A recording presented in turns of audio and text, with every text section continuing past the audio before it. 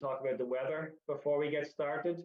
So if you could just let me know in the chat functionality where you're tuning in from and what the weather is like, where you are, that will help us just make sure the chat is working. And also it's pretty cloudy where I am here in Dublin. So I just want to make sure that the clouds are going to clear hopefully later on after this webinar, I would hope. So yeah, if you can hear us, or if you can hear me okay, maybe let me know, pop something in the chat so we know that's working. And then we'll get started. We'll make our introductions in just a moment or two. So Anya, Sinead, how are you guys doing?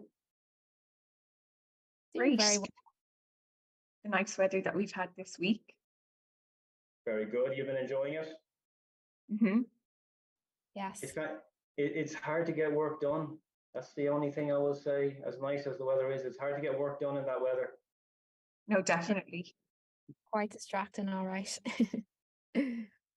Okay, and just let the tangent team know in the background. Noreen is just letting me know the chat is disabled on her end, so maybe you could just have a look at that. I know people are absolutely dying to tell me what the weather is like, so I knew that would be the case. So maybe we can fix that as we move through the session. So welcome everybody. You're very welcome to our session today. Brian is my name. I lead a community called Workplace Wellbeing Ireland, and I also lead the postgrad in workplace wellness at Tangent, Trinity's Ideas Workspace. So I'm delighted to be joined by two of our very recent graduates on the postgrad today, Sinead and Anya. Sinead, Anya, I'll hand over to you guys. Maybe could you introduce yourselves, first of all, before we kick off? Yeah, absolutely. My name is Anya O'Dowd. I am the Senior Workplace Experience Manager here at Free Now Ireland. And pass it over to you, Sinead. My name is Sinead Egan, and I'm an organisational culture consultant. So I work with a company called Inspiring Change, and we help organisations diagnose and change their cultures. We help with internal comms and employee engagement as well. Fantastic. So brilliant to have you both on board, and great to have you're coming at it from different angles then as well, aren't you? Anya, internal in a company, if you like, working internally on the wellbeing program. Sinead, external, if you like, smaller consultancy business looking to work with organizations, so we can maybe get slightly different angles from you guys as we look at our session today. And the theme for our session, of course, is embedding a culture of health in the workplace. So for the next 30-40 minutes or so, we'll have a bit of a chat about that. We'll welcome questions. I see the Q&A function is certainly working, so that's great. Hopefully the chat will be enabled soon as well. So everybody tuning in, you're welcome to pop your messages in there. If you have them, we'll definitely allow time for Q&A. So why don't we kick off with, I guess, the basic enough question, like what does a culture of health, like what does that mean to you guys? Anya, do you want to kick off? I suppose a culture of health, I suppose it's creating an environment that nurtures overall health, happiness and satisfaction of employees in the workplace.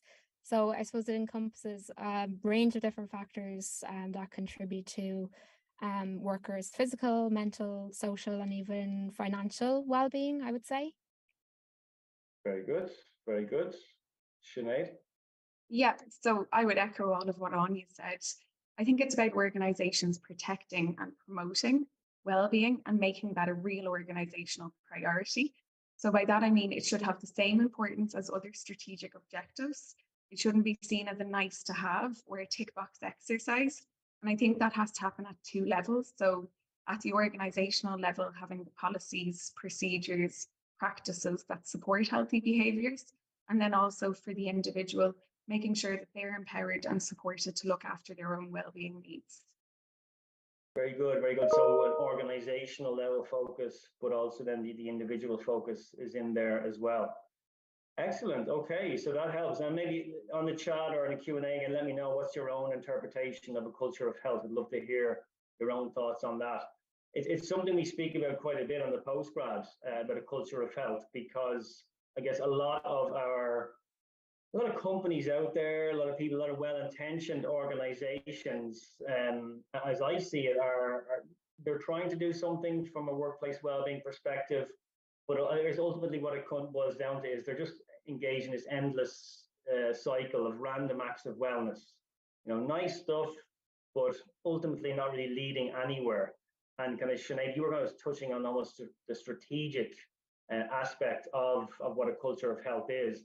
How do we move these organizations, or how do we go from these random acts to that more of a strategic approach to that culture of health? How do we support companies with that? So you're right. I think a lot of people are very well intentioned and they create these random acts, but the issue with that is that they're often addressing the symptoms, not the root cause of some of the problems or risks in the organization. So for example, if somebody goes out of their way to start a yoga class to help with stress, that's great. But if they're not addressing the cause of the stress, like maybe work intensity or workload, it's not going to make a meaningful difference. The other thing with those random acts is they're usually individual driven. And that means the individual is doing something that resonates with them. So maybe they're doing something that's helped with their own well-being. So if John in finance wants to organize a cycling club, that's brilliant. But that's only going to help people like John. It's not going to address the diversity of needs in the organization. So when we think about making that a cultural thing, organizations have to be very intentional about priorities, having a sustained commitment to those priorities, and then planning actions aligned with those priorities. So it needs to be more strategic, as you said, Brian, and it has to be a program that's addressing real needs that matter in the organization. And culture is formed collectively. So it can't be changed by one person. It's made up of norms and practices that we adopt into organizations as the right way to do things. So individual employees make assumptions about what they need to do to survive and to succeed in an organization based on that. So if you have a culture of health, it means it's being collectively accepted as the right way to do things. And the behaviors are healthy, and everybody thinks that's the accepted way of doing things, and it will help them to succeed in the organization. So I think that's the critical difference between having it as part of the culture or having these random acts driven by individuals.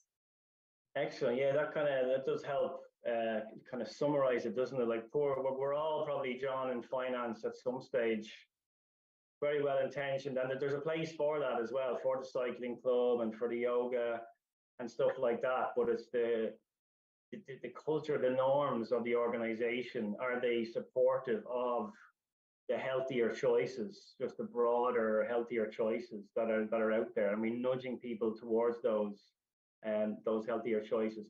What's your own thoughts, Anya?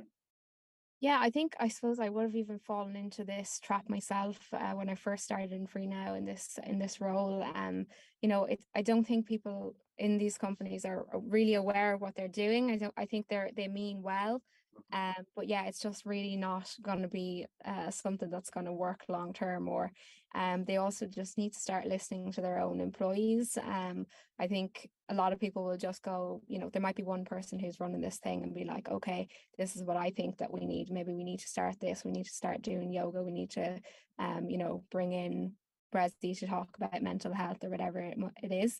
But there needs to be more of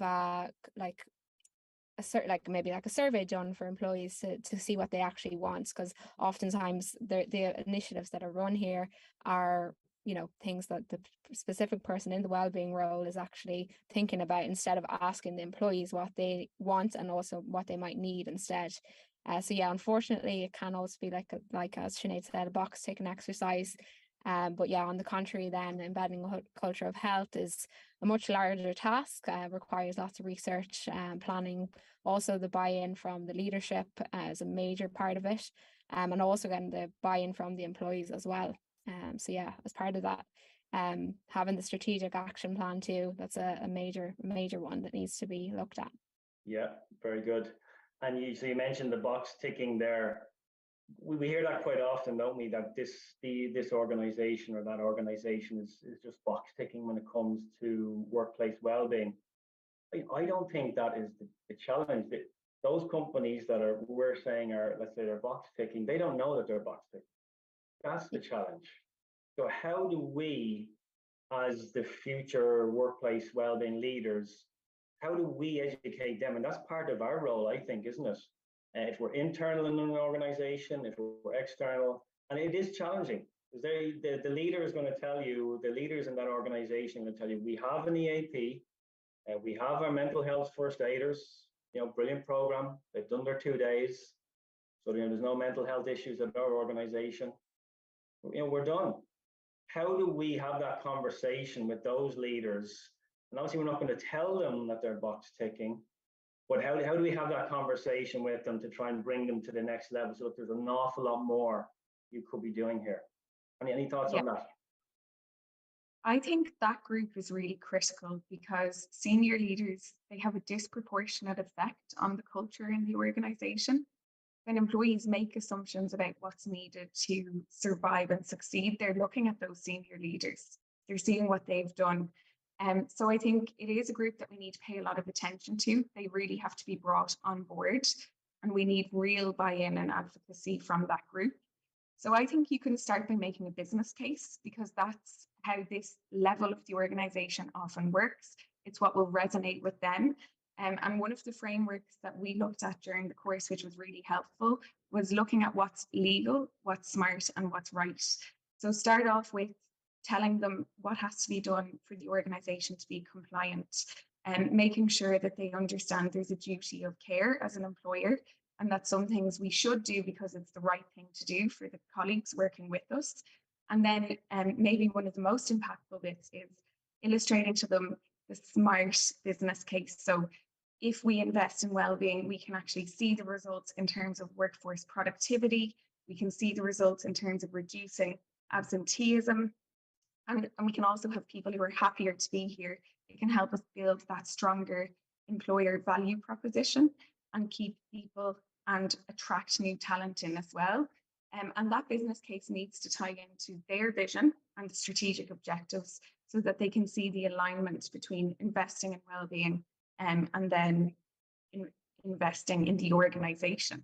But I think if there is that awareness or knowledge gap, they need to be given support as well. So they have to understand all the facets of well-being. And if we want them to be good role models, they might need support, coaching, or time invested in themselves first, so that they can actually model those healthy behaviors in the organization. Brilliant. Yeah, I love so that comes to WHO, doesn't it? That your angle there, the legal thing to do, it's the right thing to do, and a smart thing to do, the business case. And depending on, maybe it's the organization you're dealing with or the particular leader, maybe there's one of those angles that jumps out more than the other. Maybe the legal implications are important to this organization or this person. Maybe it is, they think ethically, they're an ethical leader. So, looking after their colleagues just as a real driver for them. Or in many cases, it will be the business case, won't it? It's just a smart thing to do. It just makes business sense. So there are a couple of different angles, or might be a combination of, that you're working with these leaders on. Yeah. Anya? I would say also just to remember that, no one business is the same. I think when it comes to well-being, I think it's very much dependent on the company, the culture, even of the leaders themselves. If you're going with the business case, so then they might be interested in certain aspects, as you say, Brian, to go at the for the legal side of things, or something that's more so like interested in them. Say, for example, even just delving into things a little bit deeper, going like, if we want to have like champions, well-being champions in the organization, like having KPIs for those champions, if the business is very much like a data-driven company, and they need to see that these people are working towards goals and things like that, to bring it down to that detail, and having the KPIs that these people are working against for the initiatives that they're working on within the Wellbeing Champions team. That's a great point. And I've worked with a couple of companies recently that are very KPI driven. It's all about measurements. So they're, almost their first question was, well, how do we measure this? What kind of metrics do we put in place? So that was really important for them, that they had that. So yeah, brilliant. Thanks for sharing that. I just want to read out a couple of the comments that are coming in from the audience. And thanks everybody for submitting well, what does a culture of health mean to you? So Andrea is saying it's creating a culture where employees feel empowered to action and implement change for their own well-being. And she's also saying it's feeling able to co-create with management, bottom up and top down. I think you were talking about that collective approach, Sinead, and Anya, you mentioned the well-being champions, and it's almost where the leadership team meets your well-being champions, your network, that bottom down and top down and bottom up approach. Matthias is saying is to promote serving leadership where employee experience at work is positive, their health, wellness, sustainability, and integrity is maintained, and where they're granted autonomy to get tasks done within the deadline using productivity techniques that suits them rather than everyone doing the task exactly the same way. Interesting here, the use of the word autonomy. That's definitely a driver, according to Daniel Pink. Anyway, it's a driver for motivation for people, for motivating people at work. I'll just get a question from the audience, a few questions coming in, which is great. So I might ask you a question, it'll come up from Marion. Thanks, Marion, for the question. How can organizations work towards having consistent programs for well-being? I would say they're starting with a plan. You really need a plan. There's no way that you're going to have a successful program without having that plan. For example, it could be like an operating plan for the organization that lays out exactly what you're going to do before you even do it. It also can actually then stand as a point of reference for somebody who's taken over from the role. For example, say if there's a wellbeing lead, they might create the operating plan. They might be at a certain stage and actually then be leaving the company. Then there's a plan in place there for the next person stepping in to take over for that person, and they're going to just be able to pick up where the last person left off, I guess. So yeah, I think that the plan is a very, very important part of this. Very good. Yeah, the continuity, isn't it? Because people do leave roles all the time, so it's important that the role doesn't walk out the door, that the person walks out the door, but the role stays. Yeah, really important. I would add to that as well. When you have that plan in place, that should be guiding everyone. But I think the middle management layer is one where you need to pay a lot of attention and make sure that they can execute it, because that's where your inconsistencies come through. So we know that change can be planned really well. You can have the best strategy in place, but you're actually relying on your line managers or your people leaders at that team level to execute that in their team. And there has to be a little bit of discretion there, because in different functions with people doing different roles, that will create different wellbeing needs and risks. So it's great to be able to give a little bit of autonomy to line managers to be able to help their team and support them in a meaningful way. That helps to build trust, which we know boosts well-being, but it's also giving them enough support, giving them that clear framework, making sure they know what the plan is and how they should execute that in their team. So I think spending time investing in those line managers, making sure that they understand what well-being is and how to support that for themselves and for the members of their team is really critical. Excellent point. Professor Sir Gary Cooper talks about this quite often, doesn't he? The importance of middle management support for this. It can often be the place where it breaks down. We might have that leadership team bought in behind this. We might have our network of champions, different levels of seniority throughout the organization. But if the people managers, the line managers, are not bought into this, that's where it can all break down. If you don't have your line manager support for whatever it is that you're doing, that's where it can break down. So as you're saying there, Sinead, training, supports, whatever that looks like in your organization. There's also some interesting conversations happening in companies around it.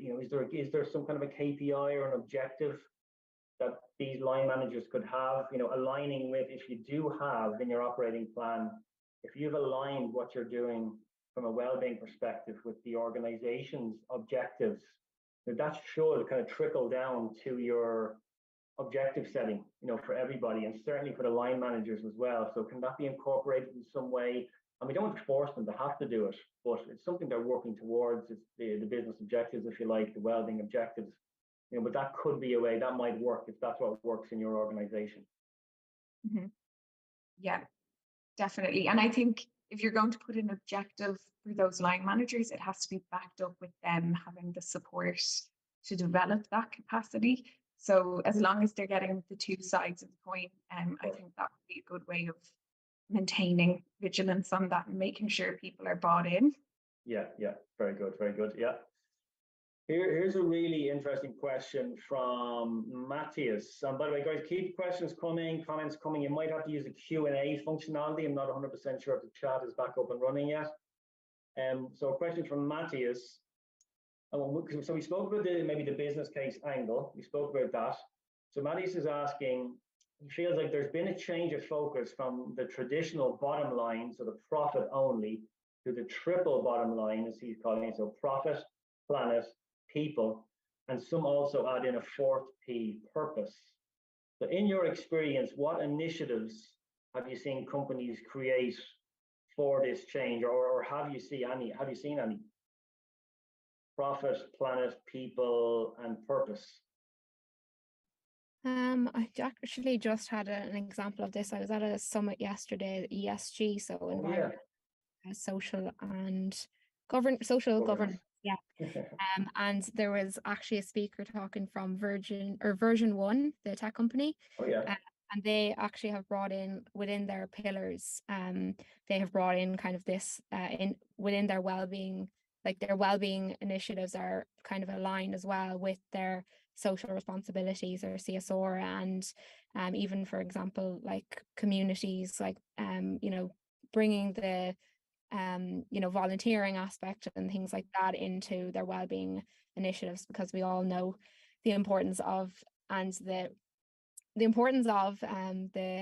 giving back and the I suppose feelings that everyone gets with that as well, the reward that people get. So that's an example there in that one. Brilliant. Yeah, and the communities within our organizations, well, internal certainly, and also external. I mean, that's one of the 4 areas, isn't it, the WHO talk about in terms of their avenues of influence. So our internal, some companies will call them ERGs, employee resource groups, and they can be powerful. They can be powerful within organizations. Any thoughts yourself, Sinead? Well, I don't know if people are sick of hearing this example at the moment, but I do like HubSpot and what they're doing. I think they really answer at least 3 of those P's, so the profit, people, purpose, really well. And I think they're just interesting because they invest in their culture as much as they invest in their product. And I think a lot of companies don't do that. The culture is secondary to the product or the service that they're trying to deliver. And in terms of their focus on people, well-being is a huge part of that. And they've introduced a lot of practices that go beyond the typical EAP and supports. So they have really intentional practices around helping people to disconnect, having unlimited time off, having a week where the company closes for everyone, having Fridays without meetings. They also have a really nice piece where they have leaders leaving loudly. So they encourage leaders at all levels to tell their team when they're leaving early, to tell their team when they're going on leave, and making that really something that is the norm. So making it critical that people actually take that time off, because they know that that then is paid back in terms of productivity and people being able to do their jobs well. I haven't heard that one before. Leavers leading loudly. That is absolutely fantastic. That reminds me of my old manager at years ago. He used to kind of stop by on a Friday evening. He would stop by everyone's desk or most people's desk and kind of just, and we'd be so busy. Like, it was professional services, we were up against deadlines. It was like 5 p.m. on a Friday. He said, "Look, I know you're busy. Well, I'm heading off for the weekend. Look, whatever it is, we'll wait till Monday morning. He's done a great job," kind of thing.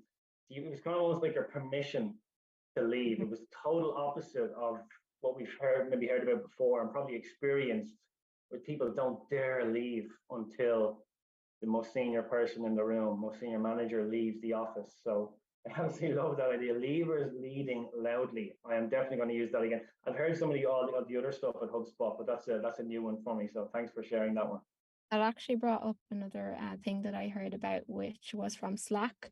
So their motto is "do your work and go home." and they actually like they penalize people for using Slack out of hours and Oh, on wait. weekends. So yeah, they're going one step further there, even with the penalizing. I don't know what the penalty is now, to be Yeah, honest. Yeah, 50 just burpees or something like that. Something. some torturous like that. It sounds like, so do your work and then go home. It sounds a bit like, I haven't been in Eddie Rockets in a long time, but they used to have on the menus, eat, then get out. Kind of reminded me of that approach. So, do your work, do it when you're here, do really good work, but then you're more valuable to us when you're rested and you come back in then refreshed and ready to tackle whatever it is you're tackling. So that's absolutely the approach. So I love that. I love that idea.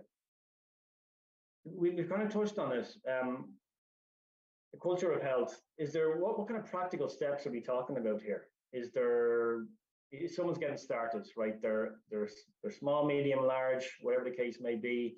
They're the well-being leader or the person who wants to take responsibility for well-being in the workplace. What's maybe the first 2 or 3 steps they should be looking at it? Is it getting the leaders on board, or is it something even before that? I would say that getting the leaders on board should probably be up there with the top thing to do first. I think it's super important. It's unfortunate that, there are these kind of grassroots efforts being taken, but it's been proven that they're not really as effective as the top down approach. So yeah, for sure, I think that definitely needs to come in first. Also as well, having that, as I think Sinead touched on before, about the shared ownership for well-being. So to have different teams within the organization having a say and having an impact in the program is super important. Just I think, like, it can sometimes be left up to the HR team, but I think now it's kind of going in a different direction. I think people are copping on to the fact that they need everybody within the organization to have a say and to have their impact in the wellbeing program. But yeah, I think the main thing I think that I learned from the course as well is that the data needs to speak for itself. You need to be doing surveys, you need to be doing focus groups. You can't just go off opinions or something that someone else might think is a good idea or thinks is the right idea. It needs to come from what is actually happening within the organization. You might think as a leader that all of your employees are, have a safe working environment, but they might actually feel that it's not a safe space to speak up, for example, or something like that. And doing those surveys is definitely a way of finding that out. So yeah, that would be starting point. Yeah, and it just as it turns out, they're the first three steps in the framework that we go through in the program. So yeah, that's good. You were definitely doing your homework then, anyway. Brained in me now, Brian. And anything to add to that, Sinead? No, I mean, I completely agree with everything Anya said there. And I think for organizations, it's important as well to not try and do everything at once. And what you'll find when you do that employee listening is there'll be things that are working, that are really strengths, that are helping people maintain well-being, and they should be given attention to. So keeping and preserving those things, and then picking a few priorities that you're going to change. I would say don't fragment your effort too much. And when you get to that stage of designing the plan and then picking the initiatives that are going to support people, make sure that you put good change management in place, because this is a change exercise a lot of the time. And we know that most changes fail because we don't give enough investment into that change management piece. So manage it like another organizational change. Brilliant. Yeah, great advice. And Glenn, just on the comments, is saying that he worked for Slack for 5 years, and he's agreeing with your comment there. Anya is saying that working hard and going home, that was the big work-life emphasis, which is definitely led by example. We've had Slack, we've had HubSpot, and any other examples of maybe current employer, former employer, somewhere you've worked, somewhere you know about that's doing something interesting in this space? I think Vodafone, who I haven't worked for, but I think what they're doing in the space around menopause is quite ahead of the curve, and making that menopause not a taboo subject anymore in the organization, providing toolkits to help employees understand that and understand how to support colleagues that are going through that. I think that's really commendable. And we see more of that where organizations are looking at wider policies that can support those different aspects of well-being. And some of that's going to be driven by new legislation coming in. But I think also those companies that are going above and beyond and are ahead of the curve, they're doing some really great things.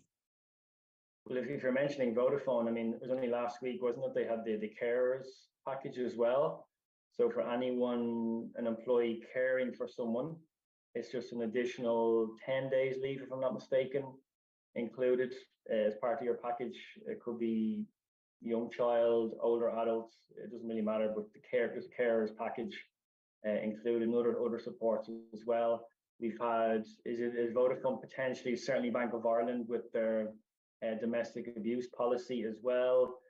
A few organizations, including the menopause piece that you mentioned. So yeah, legislation coming, as you said, but a lot of these organizations kind of getting out ahead of it and even going maybe even beyond it then as well. Yeah, absolutely. I have different sort of an example, I suppose. Going back to the ERGs, Indeed I think are literally doing a great job on this front. So we had actually a discussion. I'm not sure what is his name, Brian. I can't remember his name. Dylan from Indeed came in to speak to us on the course, and he explained the ins and outs of the way that they structure their ERG program. So they have actually a permanent role for the leads of the ERGs, and oftentimes in companies at the moment these things are all done like on a voluntary level, but in this case there is the lead that is full-time employment, and then they have a proper structure in place for the whole ERGs. They have leaders for each community within their group.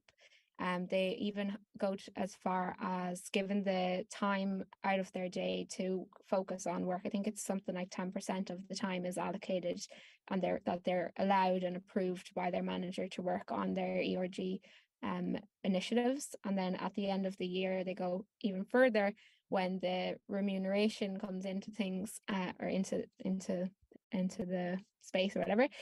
So basically that if they have some money left over for people at the end of the year, that this money goes back into the people who've been working on the ERGs, and they actually most of the time do end up spending even more time doing it because it's more of a passion project in a way. But yeah, I think Indeed is leading the way in the ERG space at the moment.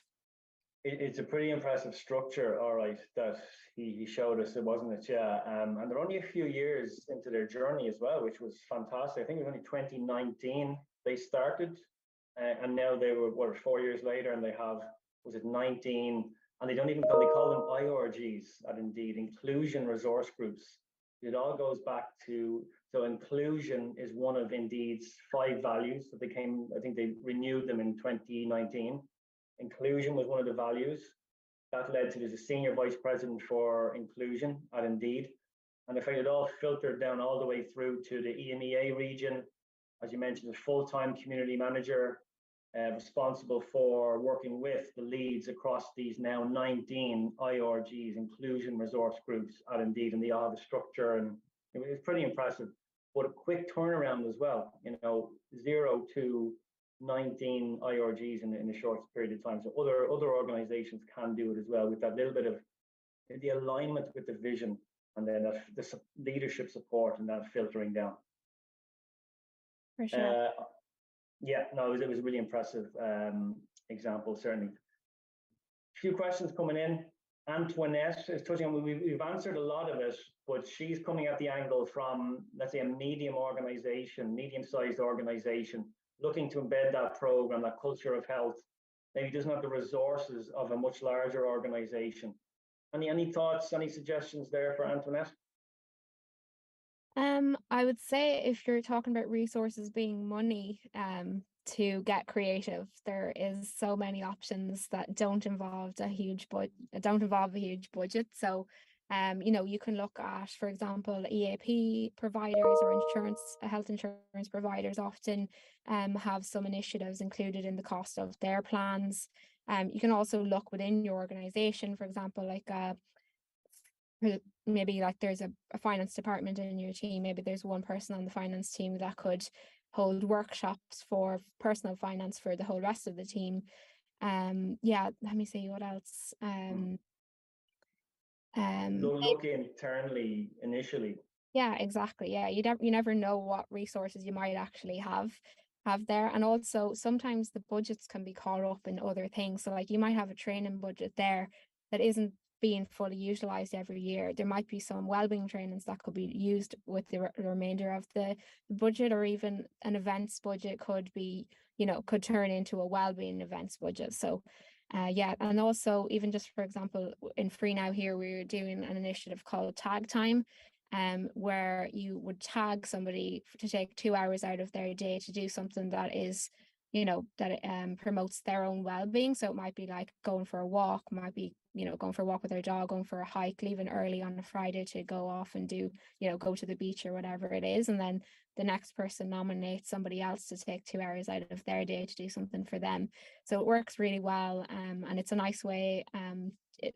What we do is we kind of take a photo of what happens on the tag time, and then we share it back with the team, and everyone gets to kind of know a little bit more about each member on the team because of their little tag time or what they like to do for their well-being. So that's kind of a free option in a way. I know there's time, but it's a cheaper option, I suppose. Yeah, so it's kind of like a pay it forward style exactly. thing. So is the idea eventually it'll go around the whole organization? Is that we do it like on a team by team basis. So like the Irish team, like there's 40 of us, say, and then now the other teams have started catching on to it because I've been telling them to do it. That's a great example. And you mentioned resources, is that budget. And there's so much you can do without budget. I think you probably need time. I always say is more important than budget. And I'm guessing a lot of your people listening in are probably time poor at the moment. And so that example, Anya, you're giving people time back. Sinead, some of the examples you had from HubSpot where they didn't take up, they actually gave people time back. Even from your right to disconnect policy to no meetings on Friday. It's giving people time back. It's not taking any time away from people, and doesn't cost. Now, assuming it's in your remit to approve this kind of thing or a bit of management support, but it's giving people time back. Yeah. And I think in that small to medium-sized company as well, if you can't have a dedicated well-being lead or a dedicated team working on this all the time, think about that shared ownership piece. So actually setting up a really effective champion network, it's easier in a smaller, medium-sized company because you can manage that more tightly. So if you do have a sponsor or somebody that can give a little bit of time to supporting that network, you can actually get people working really effectively in different areas of the organization in that champion or voluntary role, or as Anya mentioned, getting a small amount of their week dedicated to doing that role. And that can work really well in small and medium-sized companies as well. Yeah, brilliant. Very well said. Questions still coming in, and we'll try and get to a few more, and we'll try and wrap up as well, give people time to maybe answer, have an open question session at the end. I can hang on for that if people want to talk with the postgrad.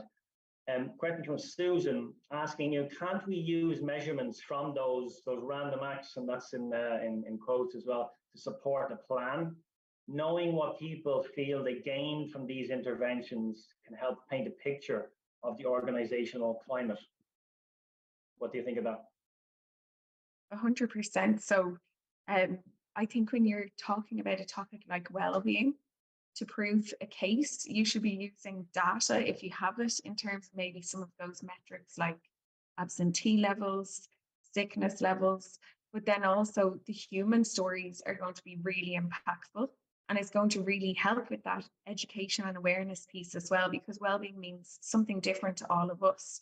So by illustrating those stories of our colleagues and how they've improved their well-being through different avenues, and maybe through engaging in different events or initiatives that we've offered them, it really helps people to understand how how that can be impactful in the organization. So I would agree that using those stories as a way of measuring the impact is really important. Yeah, I would also say that, it's not like that you should stop doing all of those things. Like, at least you are doing something. And it's not just that, oh, stop doing that and now start doing this. We actually, me and Sinead worked on one of the projects together recently for our host organization project. And that was the thing, like, they were doing a few random acts of well-being, but we advised them to continue doing some of the things before the initial, like the proper plan was in place, like, so to keep them going slightly, but maybe tailor them a little bit more before all the data is collected. So yeah, just wanted to make that point there. Yeah, no, great point. And I suppose what I'm saying about the random acts is, we're not saying you should go or you can go from 0 to 100 to a perfect plan. That's not going to happen. The random acts, the issue is if you're just stuck in the random acts and just not learning from them, just go around and end the cycle. But absolutely learn from those initial, hopefully, random acts, gather data from them, tweak them, improve them the next time, add to your data set, update a business case with them. It's that continuous improvement cycle. So they can add value. So do learn from them, do improve upon them. And it is going to be a small gradual improvements over time is really what we're aiming for here. You're not going to go from not having anything to a perfect plan the next day. So yeah, it's learn from them and improve. One more question from the audience I'll take, and then we might just with a little bit of chat about the postgrads. So Matthias is asking, and he's thanking you both for your amazing answers, by the way. Just asking, regarding employers offering mental health programs to employees, are you guys seeing any increase in that area? I think that there is much more awareness about that now, and actually one of maybe what could be described as a silver lining of COVID was that people were more tuned in, because I think most people's mental health was impacted by being in lockdowns for so long. So it's become something that's much more mainstream than it used to be. I think there's still a lot to do in terms of addressing some of the stigma that's still there, making it something that is possible for people to normalize and engage with the resources that are available. I know one of the resources that's available to organizations is Sea Change, and that's their purpose. They can come in and do training, and they can come in and speak to your colleagues about reducing stigma around mental health. And I know that is a growing space and they'd be doing a lot more work. HubSpot, that example, I know that's a key pillar, and it was during the pandemic that they said we need to invest more in mental health, and their whole approach is trying to normalize that. So making it part of everyday conversations, making it part of a check-in. How are you getting on with your work and how are you feeling? Are you feeling okay? Are you managing? Are you coping well? And if you're not, did you know we have these supports and you should go and engage with them and use these resources that are available to you? So I think it's becoming more mainstream. I think there's still work to do because not everybody feels comfortable discussing mental health challenges. Not every manager and organization can give the appropriate supports, but I think it is going to be something that we have to do more on in the future. Yeah. Brilliant, yeah, and Sea Change, they're an excellent organization. They came into us on the postgrad as well. It's seechange.ie if anyone wants to have a look at their website. Yeah, another company I think concentrating in the area of mental health would be CISC. So they kind of obviously realized that they're mainly a male-dominated industry, construction workers. So they recognized the importance, I suppose, of mental health. And a trigger warning here, but especially with the high rates of suicide within the construction workers. I think it was like one person every day in the UK commits suicide working in construction, which is a horrible figure that they kind of have recognized, and they've put into place some of the practices out of the ISO 45003, standards for the work or mental health at work. Mm-hmm. So that piece, and they've kind of developed lots of different initiatives. One including like what they use personal stories. So they, for example, will have a person who might have suffered with mental health, but it's not even just mental health.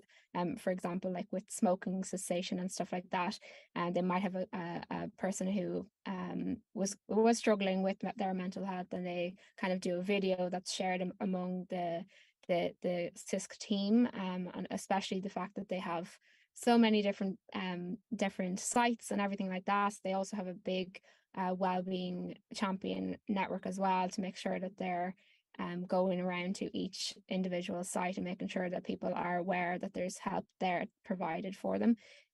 So yeah, that's just another point on that mental health side of things. It's a great example. Richie Butler, the wellbeing leader there, doing brilliant work at CISC, and very recently as well, talk about putting your money where your mouth is. They've created as well, in addition to Richie's role, they've created 2 mental health advocate roles full-time for two full-time colleagues employed by CISC, going to be going out to the sites, working with their employees on site. So I'm really investing in that area. So yeah, brilliant example. Thanks for bringing that up, Anya.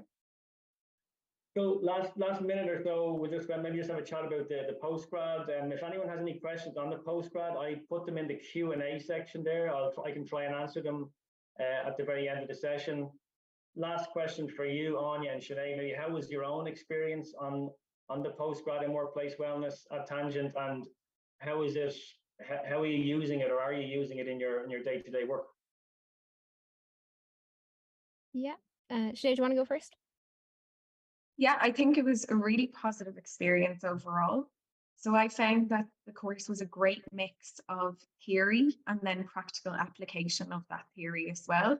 So it's giving you that foundation and a level of knowledge that you need to be credible in the space, but then also getting you to that point where you're thinking about how does this actually work and how would I actually apply this in an organization. So I found that really helpful and useful. I think the area is a growing area. There's a lot more roles coming online. I think the legislation that's coming is going to make employers have to pay a lot more attention to this. So I think it's an area where whether you're in that type of role already or you're looking to move into that space, having this type of qualification and this knowledge is going to be really, really useful going forward. And I think that it's a really interesting time in terms of work anyway, and that's what drove me to go and do the course, because I'm already working in organizational culture, but over the past few years I've really seen that shift to where that includes well-being, and it's looking at those aspects broader than just performance of people. It's the whole person and their whole ability to do the job and do it well. And I think that's a combination of external drivers like the war for talent and trying to attract and retain people. We've obviously seen a huge shift in terms of hybrid working, in terms of how we work in a lot of roles, not all roles, but in a lot of organizations and roles. And I think we're seeing a push to understand diversity and become more inclusive. And all of those drivers relate to well-being. And it's really, I think, a time where it's very exciting to be involved in this area, and there's great opportunities. Whether you're in-house somewhere or you're thinking of moving into a role like this, there's an opportunity to do really impactful work that will make organizations better, but also improve the employee experience. Excellent. Yeah, I agree. It's an exciting time to be in this space. I feel privileged to be working in this area. There's so much happening, so much going on. You have to do a bit of work yourself to find those opportunities or even create those opportunities, but there's never been a better time for it. So yeah, exciting times. Anya. Yeah, I would have to agree with everything Sinead said there. Very positive experience. I think what surprised me most, before, after doing the course, or even just when I started the course, was the amount of learnings not to be had just from Brian and Adele, but the cohort themselves. So I was kind of thinking, oh, there'll be just loads of people who were in similar roles to me coming into this, you know, but I was completely wrong. So there was lots of people from all different industries. Like we had a guard in our cohort, we had a teacher, we had people from the HSE, we had self-employed people. So it really is something, you know, it can be for anyone. So if you're kind of thinking that, oh, maybe this isn't for me, or, you know, it actually could be. Like I think I would go for it. I think it is a bit of work, but it's definitely worth it in the end. Just even, yeah, the amount of knowledge that is in the room, even just whenever we're doing our classes, the amount of you know, open conversations, discussions, the like thought-provoking conversation that we had were just phenomenal. And then you have the mixture of, you know, the bringing in the psychology of things as well, which was super interesting as well, and you kind of, you know, looking at it from a different angle. So yeah, I think it was just really, really good, and I would encourage anyone to do it. And luckily for me, I was in a position to be able to, you know, work on some of the projects based on Free Now, and like we could use that and stuff like from us as an example. And then luckily now, like I've been able to, you know, now I'm actually developing some wellbeing policies within Free Now since I've finished the course. So yeah, you like straight away being able to use some of the learnings from it. So yeah, I would highly recommend it. Brilliant. Yeah, thanks so much for that. And like we do try and make the assignments, the assessments as practical as possible. So I do remember seeing there was one or two with Free Now where kind of front and center, you were able to get your organization, whatever it was you were doing, apply your particular challenges to that scenario. And, you know, you're working on it academically for the course and you're getting a grade for it, which can also, you're bringing that back into your day job then as well. So it's, you're being very efficient with your time in that regard. Yeah. Yeah, for sure. Excellent. Cool. Well, listen, thanks, Sinead, Anya. Thanks so much for your time. Really, really appreciate it. I feel like I'm the privileged one. Anya, you mentioned about the people in the room on the program. Like, I almost feel a bit guilty there. Like, I'm getting to learn just as much as everybody else on the course, and like the knowledge in the room really was incredible. And those discussions, like today, you just multiply that by, you know, whatever we had. We had almost 80 students across 2 cohorts last time. So it was just those conversations every single day. It was absolutely fantastic and privileged to be involved with it. There's questions coming in on the course. We will be opening up the doors very soon for applications. There is, I think, at least Andrea is certainly saying she's very interested, which is great to hear, Andrea. There's an open evening on June 13th. It's a Tuesday evening, and that's going to take place in Tangent. We have a few of our former students who will be there for a casual chat. So you can get to check out the space. I'll be there as well. We'll have maybe a little bit more of a panel discussion as well, or probably just an open Q&A related to the course as well. That's going to be in person at Tangent, Trinity Business School. Yeah, great to hear that, Andrea. So that's going to happen any day now. If you've signed up for this webinar, you're automatically on the mailing list, so you will get the update when the doors are open for that. I'll hang on for another minute or two if anyone has any questions. Otherwise, Sinead, Anya, everybody tuning in, thanks so much for your time today. And listen, get out there and enjoy that weather. Enjoy that sunshine. Thanks, guys. Thank you, Lillian. Take care. Thanks so much. Bye. Take care. Enjoy the rest of your day. Oh, brilliant, Andrea.